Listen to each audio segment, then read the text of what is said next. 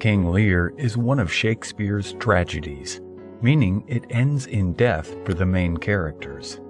It is a tale of an aging king who has 3 daughters and must decide which one will inherit his lands and wealth when he dies.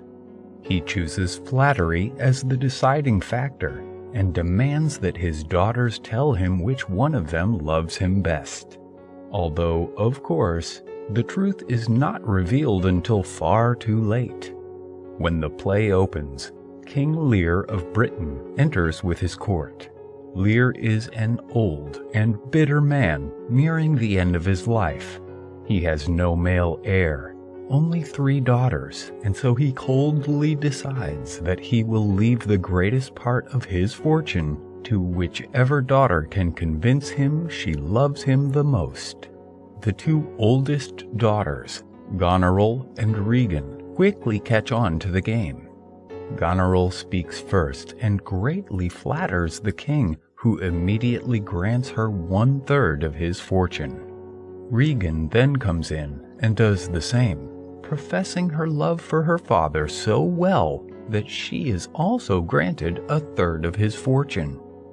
The youngest daughter, Cordelia, is next, but has little to say. Though she does love her father, it is an honest love, and she cannot and will not proclaim it openly in front of the court.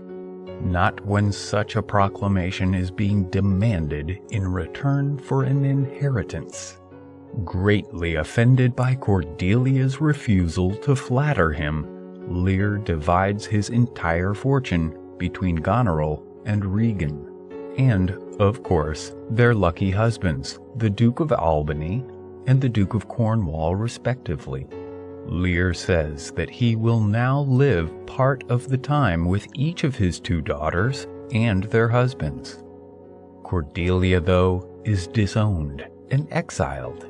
She was unmarried and had 2 suitors, the Duke of Burgundy and the King of France. But when he hears that she no longer has a dowry, the Duke breaks the engagement, and so the oldest daughters are greatly rewarded for their false displays, while Cordelia's honesty has literally cost her everything. The King of France, however, is stunned by Lear's actions and agrees to marry Cordelia anyway, and so she leaves for France.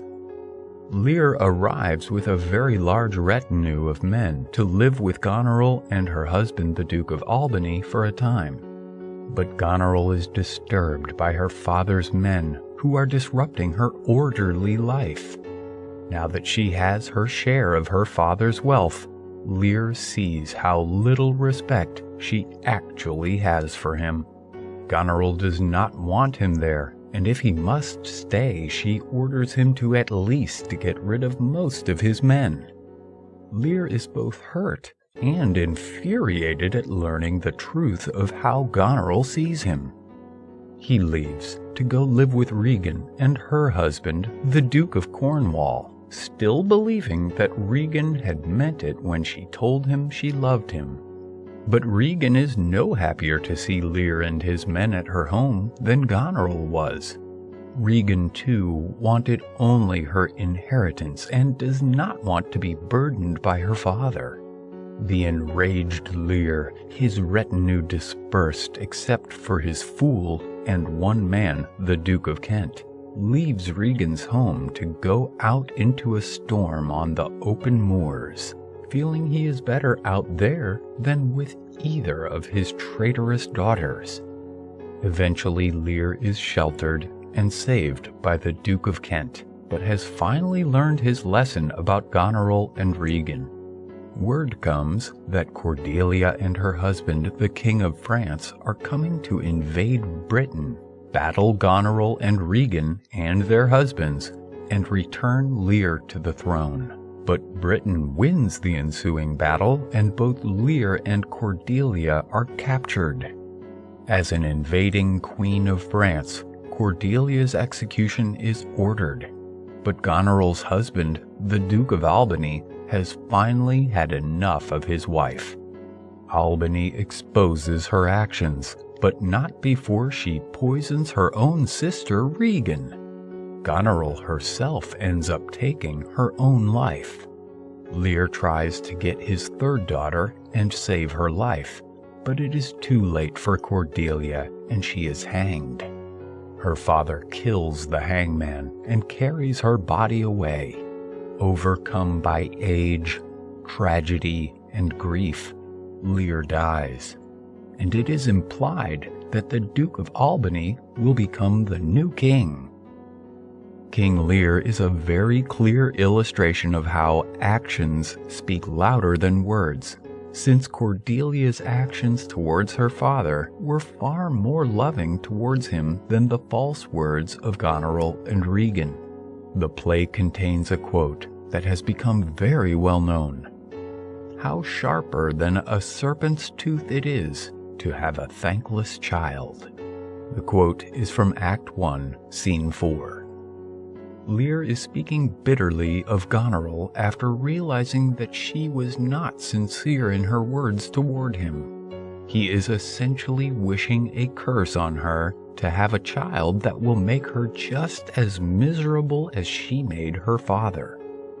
Shakespeare's play is believed to be based on the story of King Lear, a ruler of Britain some 700 years before the birth of Christ.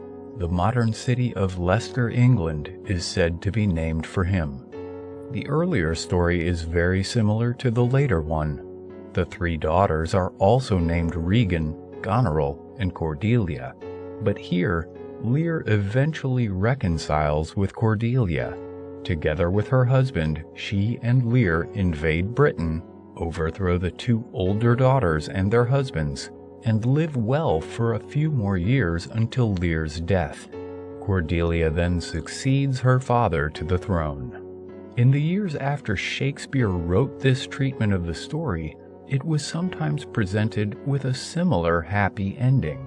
Yet the tragedy remains so powerful and affecting that it is by far the best known and most often produced version of the play.